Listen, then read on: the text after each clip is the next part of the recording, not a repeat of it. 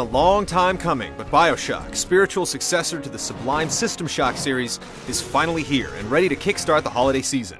Anyone who's had a cursory glance at the trailers knows this is a game to watch as it strives to reach the sky from 400 fathoms below.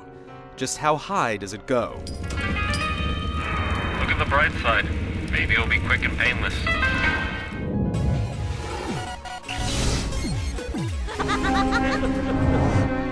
When Atlas shrugs, the citizens of Bioshock pick up the slack.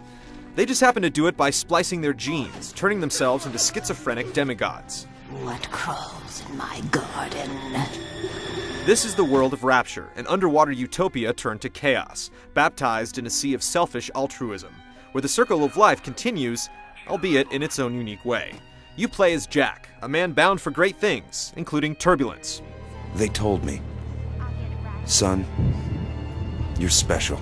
Surviving a plane crash, you make your way to a lighthouse and descend into the city, where a sort of infomercial fills you in on what Rapture must have been like. Proud, self-sufficient, and teeming with excellence. But now it's a nightmare. Its infrastructure has failed, and its citizens are engaging in genetic cannibalism, led by men high on free market capitalism. It's your job to get through it. Welcome to Rapture, the world's fastest growing pile of junk. The story unfolds through a series of ghostly genetic memories, radio transmissions, audio diaries, and in-engine cutscenes. It's all done with a compelling cast, many as dead voices on tape, all wrapped and warped by the philosophy of Rapture and its grand architect, Andrew Ryan. I believe in no God, no invisible man in the sky. But don't let words like philosophy and capitalism scare you away. It's a story of ambition and betrayal, cast in a fantastic city, where metal hulks shuffle alongside little girls, adept at scavenging the DNA of the dead.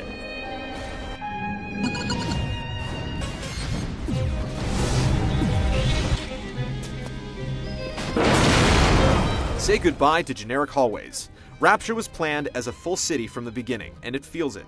Bioshock partitions the various parts of the city, like an oxygen forest, fishing grounds, and a medical pavilion, as giant, consistent maps.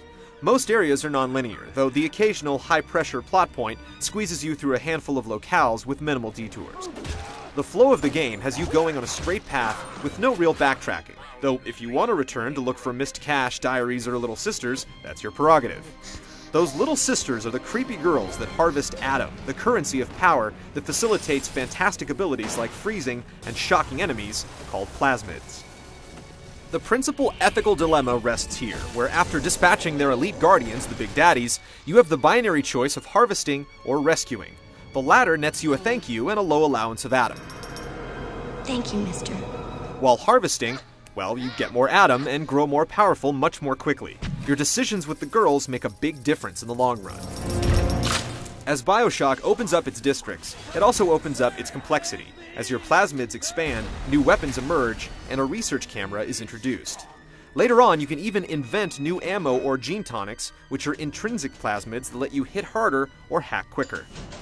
Hacking is played out in a mini-game reminiscent of Pipe Dream, that can get tiring as the game progresses, though you can always auto-hack it or pay out the hack, leaving you with a cracked safe or a flying metal bodyguard. Like the rest of the game, even the hacking grows and changes as the game progresses, continuing the motif of instability, the fragile mad genius that holds everything together.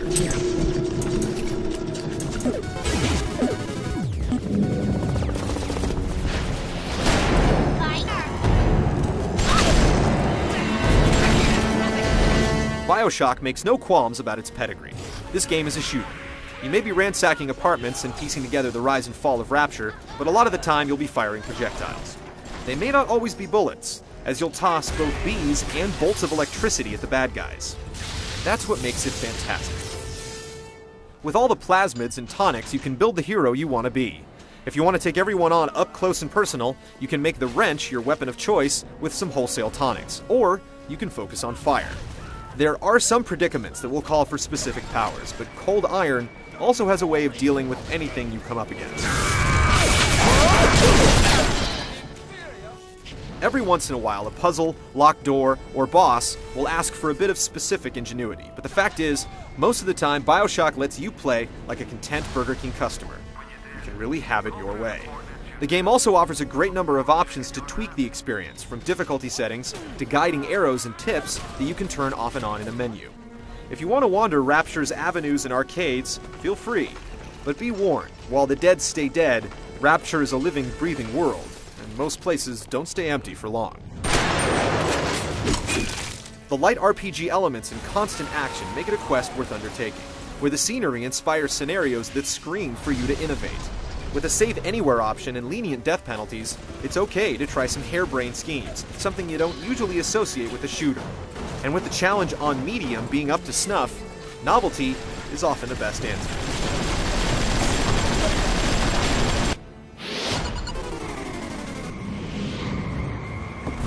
I started to argue with a man, and then I remembered who signed my checks. The only thing worse than a hypocrite is an unemployed one. Those audio diaries you pick up may be loquacious, but the chatter delivered is top-notch, with accents nailed and pentameters properly paced. Likewise, the sad sack babble from splicers. This is happening before and none. Why aren't you here? The jingles from vending machines, and the little sister's weird insights flesh out a beautiful world. Look, Mr. Bubbles. It's an angel. The atmosphere is like a constant fog, lingering everywhere, consistent and even, with stunning water effects that make the other elements seem a little meek, though still excellent by most accounts. The art, sound, and city planning are so solid that the occasional floating corpse or pop-in texture can be forgiven, especially with a rock-solid frame rate that dips just a couple of times throughout the 20-hour experience. Bioshock is excellent on so many levels. Yes, the lack of multiplayer is disappointing, and the hacking can become tedious, but even it manages to evolve throughout the game. What really sets it apart is how it forces the player to dig deep inside and make some difficult decisions. Few games affect the player on this level, and hopefully this is a harbinger of things to come within the industry. But for now, we'll take it. The atmosphere, the water, the story, the architecture, and the perfectly tuned challenge all come together to create one of the greatest experiences of this generation of consoles. Rapture is awaiting. Bliss is inevitable.